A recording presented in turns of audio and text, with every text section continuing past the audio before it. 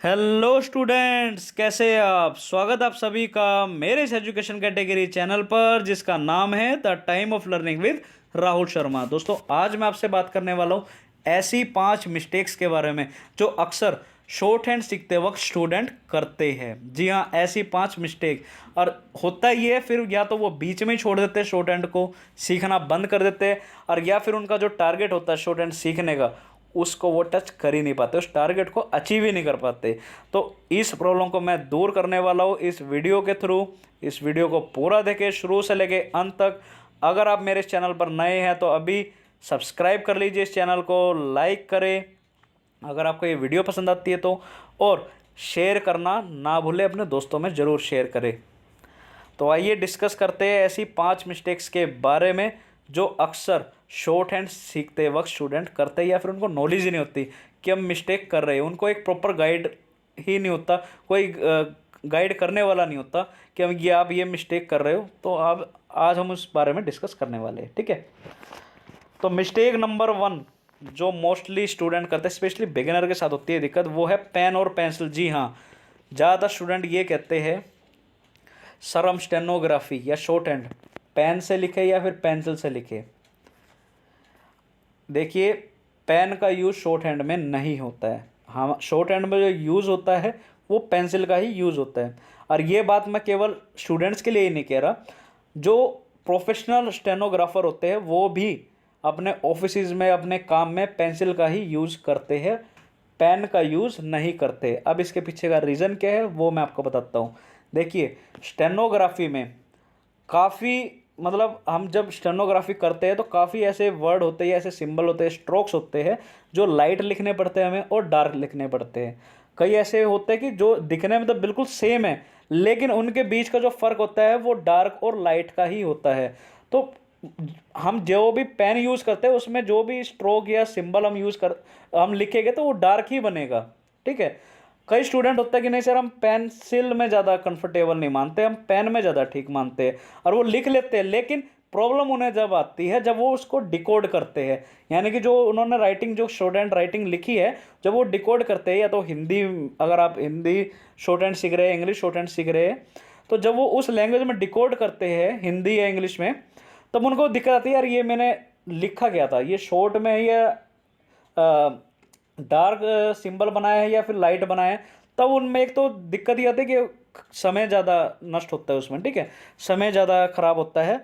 और दूसरा, वो एरर काफ़ी निकल जाता है जिससे उनकी स्पीड भी जो है वो डिक्रीज हो जाती है। तो इसलिए हमेशा हमें, क्योंकि जो स्टेनोग्राफी होती है वो काफ़ी स्पीड में लिखी जाती है, बिगिनर के लिए बात नहीं कह रहा मैं, जो प्रोफेशनल जब वो सीख जाते हैं तो उनको काफ़ी स्पीड में लिखनी पड़ती है, तो इसलिए वो पेंसिल का ही यूज़ करते हैं। और बिगिनर को भी ये है कि पेंसिल से ही शुरुआत करनी चाहिए, ये आदत बना लेनी चाहिए, पेन का यूज़ और इस आदत को यूज़ नहीं करना चाहिए, ठीक है। अब मिस्टेक नंबर 2 ये है यूज़ एनी नोटबुक और शॉर्ट एंड पैड। ज़्यादातर स्टूडेंट कहते हैं मेरे को सर हम कोई भी रजिस्टर या कॉपी या कुछ भी उसमें प्रैक्टिस कर सकते हैं, या शॉर्ट एंड पैड लेना ही हमारे लिए ज़रूरी है, ऐसे ऐसे क्वेश्चन करते हैं। देखिए, अगर आप सही में शॉर्ट हैंड सीखना चाहते हैं, इस स्किल को डेवलप करना चाहते हैं, तो आपको शॉर्ट हैंड पैड का ही यूज़ करना चाहिए, नोटबुक का यूज़ नहीं करना चाहिए। देखिए, जब भी हम शॉर्ट हैंड सीखते हैं तो हमें बहुत सारी प्रैक्टिस की ज़रूरत होती है, क्योंकि हम शुरुआत से सीख रहे हैं, ठीक है। और हमारे को फिर बाद में जब हम थोड़ा सीख लेते हैं तो हमारे को डिक्टेशन भी राइटिंग में करनी पड़ती है, ठीक है। जो डिक्टेशन दी जा रही है, हमारे जो टीचर है वो हमारे को डिक्टेशन देते तो हमें वो भी लिखनी पड़ती है, तो वो भी स्पीड में होती है। तो वो पॉसिबल नहीं है कि आप पूरी एक रजिस्टर या नोटबुक में लेके चलो, नहीं, शॉर्ट हैंड पैड का ही यूज़ होता है। प्रोफेशनल जो शॉर्ट हैंड स्टेनोग्राफर होते हैं वो भी शॉर्ट हैंड पैड का ही यूज़ करते हैं, और जो स्टूडेंट होते हैं वो भी शॉर्ट हैंड पैड का ही यूज़ करते हैं, किसी भी रैंडमली नोटबुक का यूज़ नहीं करते हैं। मान लीजिए आपने कुछ शुरुआत में लिखा, कुछ स्ट्रोक्स बनाए, उसकी प्रैक्टिस करी किसी भी रजिस्टर में, चलो आप ही की बात ऊपर रख लेता हूँ, नोटबुक में करी। अब वक्त आया कि उनको एक डिक्टेशन दी जा रही है, और अब वो उनके माइंड से स्किप हो गया कि ये मैंने जो सिंबल है वो कैसा बनाया था, डार्क था या लाइट था, या फिर मैंने बनाया कैसा था। तो फिर वो उस रजिस्टर को ट्रेस करते कि यार मैंने प्रैक्टिस की थी वो कैसा था, वो मैंने कैसा लिखा था, नहीं। शॉर्ट हैंड का असली रूल होता है कि आपको शॉर्ट हैंड पैड में ही उसकी प्रैक्टिस की जाती है, और उसमें ना नंबरिंग डाल दो आप कि ये मैंने इस इतने से लेके इतने तक प्रैक्टिस की है, इतने वर्ड की प्रैक्टिस की है, तो उस पर नंबरिंग डाल दो आप, और फिर दूसरा pad short hand pad use करो। तो असली तो देखो रूल यही होता है। आप कोई भी नोटबुक वगैरह मत लो, प्रैक्टिस में दिक्कत आएगी और आपको टाइम ज़्यादा कंज्यूम होएगा इसमें, तो आप शॉर्ट हैंड पैड का ही यूज़ करो। सबको यही सलाह दी जाती है। एक अच्छे टीचर और इंस्ट्रक्टर जो होते हैं, जो बताते हैं शॉर्ट हैंड के बारे में, वो भी यही कहते हैं कि आप शॉर्ट हैंड पैड का ही यूज़ करना चाहिए। अब मिस्टेक नंबर 3 के बारे में डिस्कस करते हैं, वर्ड साउंड प्रॉब्लम।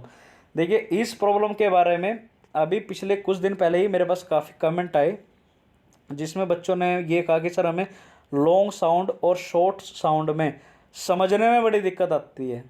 अब जब ये दिक्कत आएगी तब उनको जाहिर सी बात है लिखने में भी काफ़ी दिक्कत आएगी कि अब वो सिंबल कैसा बनाना है उनको। इस प्रॉब्लम के बारे में मैं आपको बताता हूँ कि ये जो प्रॉब्लम है ये प्रैक्टिस के साथ ही आपकी दूर होएगी। देखिए, हिंदी, इंग्लिश ये हमारी लैंग्वेज है, हम जानते हैं। हर लैंग्वेज के 3 स्किल्स जरूर होते हैं। एक होता है स्पीकिंग स्किल्स, एक होता है लिसनिंग स्किल, एक होता है राइटिंग स्किल्स। ठीक है, तो शॉर्ट हैंड भी एक लैंग्वेज है, स्टेनोग्राफी भी एक लैंग्वेज है, इसके भी यही 3 स्किल्स होते हैं। हमें हर एक स्किल्स पे काम करना पड़ेगा। यानी कि जो स्पीकिंग स्किल्स में जो इंस्ट्रक्टर, जो टीचर हमारे को डिक्टेशन देते हैं, हमें उस स्पीड से मैच करना पड़ेगा, उस स्पीड से सुनना पड़ेगा और उसी स्पीड से हमें लिखना भी पड़ेगा। ठीक है, तो उसमें हमारी आती है हमारी स्पीकिंग स्किल्स।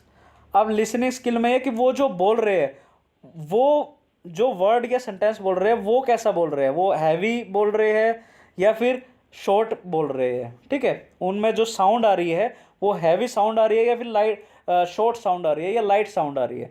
उसी हिसाब से ही हमारे को फिर राइटिंग स्किल में हमारे को उस हिसाब से लाइट स्ट्रोक या डार्क स्ट्रोक लिखना पड़ता है। ठीक है, तो ये हमारी प्रैक्टिस से होता है। तो जैसे हम इन तीनों स्किल्स की जैसे जैसे प्रैक्टिस करेंगे, उसी हिसाब से ये जो प्रॉब्लम है ये हमारी सोल्व होती चली जाएगी। जैसे ये प्रॉब्लम आपके पास आई है, प्रैक्टिस के थ्रू ही आपकी ये प्रॉब्लम आपसे दूर भी हो जाएगी। बस करना ये है कि आपको इसकी प्रैक्टिस करनी है और उस पर इस स्किल्स पे काम करना और समय देना है हमें। ठीक है, अब मिस्टेक नंबर 4 जो है वो है कब तक सीख जाएंगे। टाइमिंग को लेकर बड़ी दिक्कत होती है स्टूडेंट्स को। मेरे से स्टूडेंट कहते हैं सर हम कितने दिनों में सीख जाएंगे शॉर्ट हैंड, या कितने महीनों में सीख जाएंगे, या कितने साल में सीख जाएंगे। इसका आंसर केवल मैं यही देता हूँ ऐसे स्टूडेंट्स को, आप जब चाहे तभी सीख जाएंगे। अब आपके ऊपर है कि आप कितनी जल्दी समझ रहे हैं उस चीज़ को, कितनी जल्दी आप उसमें कितने अच्छे से आप प्रैक्टिस कर रहे हैं। तो ये सारा खेल है कि आप कितना अच्छे से समझ रहे हैं, अपने जो टीचर है उनकी जो गाइडलाइंस या जो उनकी जो इंस्ट्रक्शन आपको दे रहे हैं सिखाने में, जो आपको पढ़ा रहे हैं, आप उनको कितना फॉलो कर रहे हैं और उस पर कितना समय दे रहे हैं प्रैक्टिस करने में, उतनी जल्दी ही आप इसमें सीख जाओगे। इसमें कोई टाइम लाइन का कोई वो नहीं होता कि आप इतने घंटे में या इतने दिनों में या इतने महीनों या इतने साल में आप सीखोगे, ऐसा कुछ नहीं है। देखिए, सीखने वाला 4 महीने में भी सीख जाता है, और सीखने वाला ना सीखने वाला उसको 1 साल भी लगा दो वो तब भी नहीं सीखने वाला। ठीक है, तो ये आपके ऊपर है कि आप कितना समय दे रहे हो अपने जो शॉर्ट हैंड है उस पर, आप कितनी प्रैक्टिस कर रहे हो आप इस पर। ठीक है, तो ऐसी कन्फ्यूज़न नहीं होनी चाहिए। और जब आप सीखना है तो टाइम को मत देखो, आपको केवल और केवल प्रैक्टिस करनी है। जो इसके बेसिक्स है उसको ध्यान रखना है और अपने टीचर की बात इसमें माननी है कि टीचर जैसा आपको इंस्ट्रक्शन दे रहे हैं आपको केवल उसको ही फॉलो करना है, अगर आपको एक कुशल, बढ़िया और अच्छा शॉर्ट स्टेनोग्राफर बनना है तो। अब मिस्टेक नंबर 5 जो करते हैं स्टूडेंट वो है ओवर थिंकिंग। ये उनके लिए जो शॉर्ट हैंड सीख रहे हैं और यह शॉर्ट हैंड सीखना चाहते हैं और उसको मतलब सीखने से पहले ही कहते हैं ना हथियार गिरा देना, वो काम करते हैं। तो ये ओवर थिंकिंग की बड़ी दिक्कत आती है। काफ़ी स्टूडेंट ऐसे मैंने देखे हैं कि मान लीजिए 2 फ्रेंड्स हैं, एक फ्रेंड जो है वो प्लानिंग कर रहा है शॉर्ट हैंड सीखने की और उसका जो दूसरा फ्रेंड है वो शॉर्ट हैंड सीख रहा है।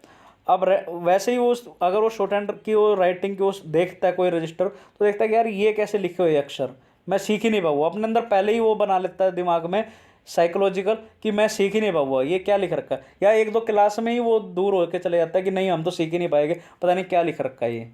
देखिए जब भी हम ABCD लिखते हैं तो हमारे को शुरुआत में जब भी दिक्कत आई थी, हम शुरुआत जब हम पैदा हुए थे तब से ही हम ABCD बोलना नहीं सीखे। हमने उस पर राइटिंग स्किल पे भी ध्यान दिया, हम बोलने भी, हमारी स्पीकिंग स्किल में भी ध्यान हुआ। हमने लिसनिंग, जो हमारे टीचर हमें ABCD हमारे को बोला करते, उस पर भी हमने ध्यान दिया। तो सेम वही चीज़ इस पर भी फॉलो होती है। हमें जैसे हमने ABCD में ही प्रैक्टिस सीखी कर रही थी, वैसे ही हमें इसमें भी सीखनी है। ठीक है, आज हम वैसे जब हम वो सक्षम हो चुके हैं कि हम ABCD लिख सकते हैं, हम वर्ड भी लिख सकते हैं, हम ऐसे लेटर कुछ भी लिख सकते हैं, तो सेम उसमें भी ऐसा ही है। जितनी आप इसमें प्रैक्टिस करोगे, जितना आप इसमें समय दोगे, उतना ही आपके लिए अच्छा है, उतना ही आप एक अच्छी इस स्किल को, इस लैंग्वेज को डेवलप कर पाओगे और एक अच्छे स्टेनोग्राफर बन पाओगे। तो इसमें ओवर थिंकिंग मत करो, अपना आपको ज़्यादा कंफ्यूज मत करो कि मैं सीख ही नहीं पाऊंगा, कितना टाइम लगेगा, कितना क्या होगा, मैं कर पाऊंगा भी या नहीं कर पाऊंगा, या कुछ इस तरीके की नहीं होना चाहिए। आपका टारगेट एक होना चाहिए, अगर आपको स्टेनोग्राफर बनना है या स्टेनोग्राफी सीखनी है तो आपको केवल उसी पे ही टारगेट करना चाहिए। अपने टारगेट को अचीव करने के लिए टीचर्स से हेल्प लेनी चाहिए, उनकी जो इंस्ट्रक्शन दे रहे हैं आपके टीचर, उसको फॉलो करना चाहिए और आप उस पर टाइम देना चाहिए। तो ये ओवर थिंकिंग की प्रॉब्लम भी आपको कई बार दिक्कत डाल देती है और आपका जो टारगेट है स्टेनोग्राफर बनने का, उस पर काफ़ी ऑब्स्टेकल यानी कि दिक्कत पैदा कर देती है। सो गाइज, आज हमने 5 मिस्टेक्स के बारे में बात करी, या फिर आप इससे कन्फ्यूज़न भी कह लो कि बच्चों को नॉलेज ही नहीं होती कि ये मिस्टेक हम कर रहे हैं नहीं कर रहे, तो उनको नॉलेज भी नहीं होती। तो आज हमने इन सब चीज़ों के बारे में बात करी। आई होप आपको ये वीडियो बहुत पसंद आई होगी, बहुत इन्फॉर्मेटिव लगी होगी और बहुत मज़ा आया होगा आपको इस वीडियो में, और अच्छी नॉलेज भी मिली होगी। तो फिर से वही बात, अगर आप मेरे इस चैनल पर नए हैं तो प्लीज़ अभी मेरे इस चैनल को सब्सक्राइब ज़रूर कर लीजिए, बेल आइकन को ज़रूर दबा दीजिए, क्योंकि मेरी ऐसी ही एजुकेशनल वीडियो स्टेनोग्राफी के ऊपर, बैंक से रिलेटेड, या फिर UPSC SSC गवर्नमेंट एग्ज़ाम्स के ऊपर आती रहती है। अब तो स्कूल लेवल के बारे में भी मैं क्लासेस डालने लग गया हूँ। तो वो आपकी जो मेरी जो वीडियोज़ है वो आपकी इसमें नोटिफिकेशन आ जाएगा। बेल आइकन को ज़रूर दबा दीजिए और ज़्यादा से ज़्यादा इस वीडियो को, मेरे चैनल को शेयर कर लीजिए, और stay tuned for more learning. Thank you.